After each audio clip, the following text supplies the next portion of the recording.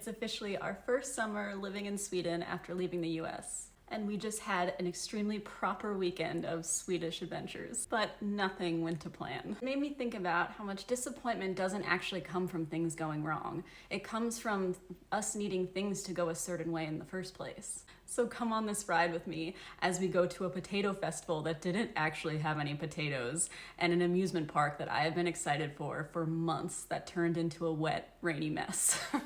Where are we going? You're really giving me. We're going to the Potato Festival! Potato Festival! Potato Festival!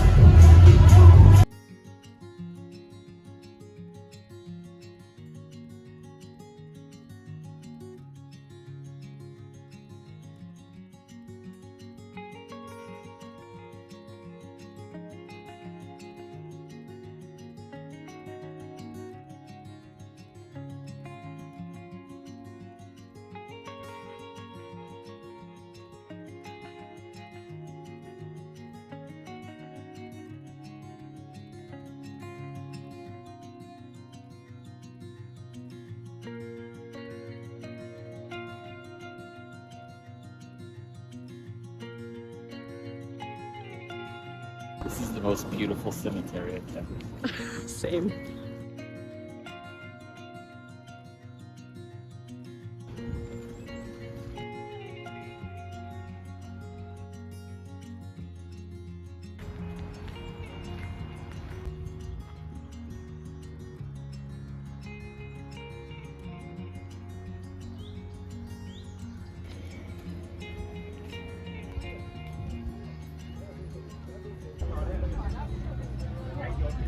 Well, I guess it's not about potatoes.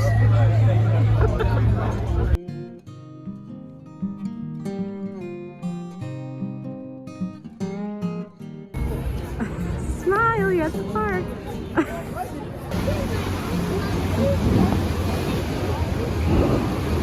A speaker voice will time to pull down the left.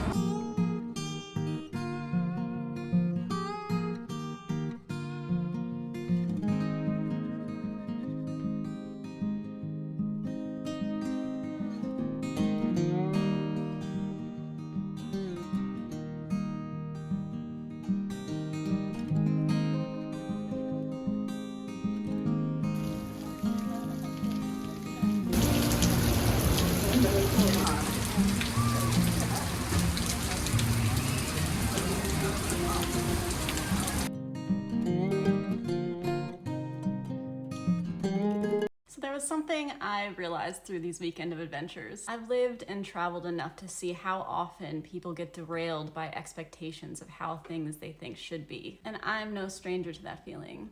Life often teaches us how to react to it, oftentimes with lessons that we wish we didn't have to learn. But at the Potato Festival, there was this moment where we were hiding from the rain, getting some snacks and drinks, and across from us was this kid's bouncy castle. In between bites, I couldn't help but notice just the absolute fervor and abandon that kids were approaching this play place with, despite the fact that it had become this completely soggy swamp of a mess from the rain.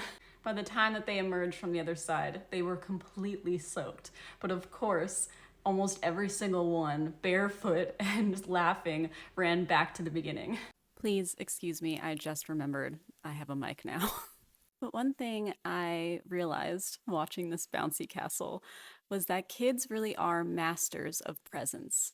They haven't yet been taught by life to worry or have anxiety or hesitance. And I think that when we romanticize childhood, it's not because we actually want to be children again in the sense that we want to completely have no bodily autonomy, or be on an eating schedule or all these things that come with the lack of freedom of being a kid.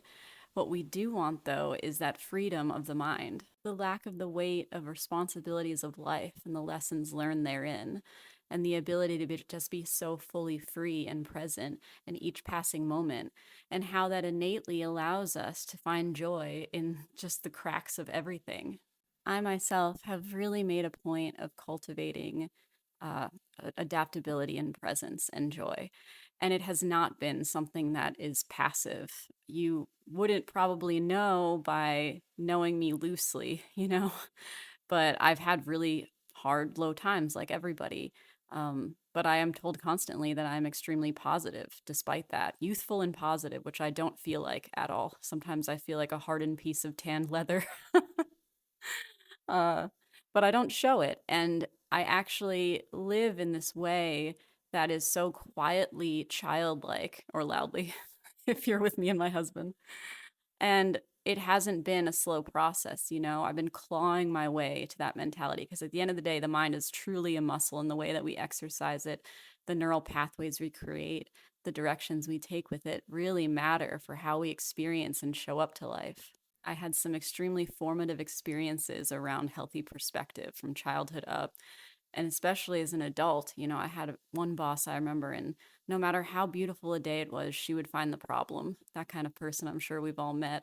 And she was such a kind, good hearted person, and yet miserable every single day. And she wasn't much older than me. And I noticed that she just always chose to see the bad side of things, most likely as a protective mechanism from trauma.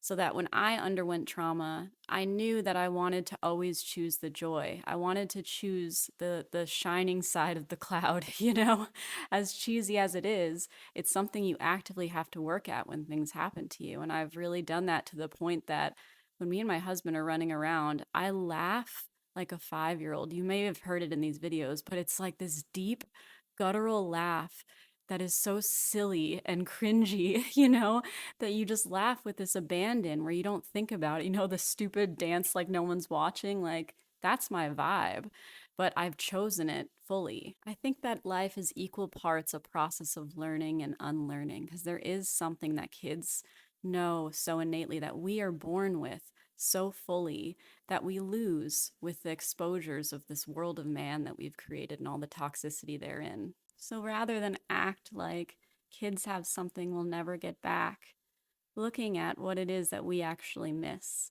right? And then you can have ridiculously messy, silly weekends that make you laugh the whole way through, that you embrace fully, because not only do you have that childlike state of presence and curiosity, but you're an adult now and you have the whole ability to navigate it so much better than you did before and to enjoy it more fully and less of a roller coaster like kids do.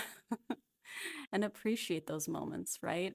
Know that the wheel is always turning. And when you're in that light, you're in that sun, remember to enjoy every single bit of it, because you know what it feels like to be on the other end. And I think that that's an even more beautiful place to be than fawning over what once was and might never be again. So that's my perspective, at least. Let me know if the mic thing's a little better. I do have interesting voice. It hits these gravel tones that I think sometimes are slightly uncomfortable to hear. I hear it sometimes when I'm listening, doing my audio work, and when I first did radio work in college. It's a strange one, but I think this might be better in the digital age, so let me know. And thanks for being here.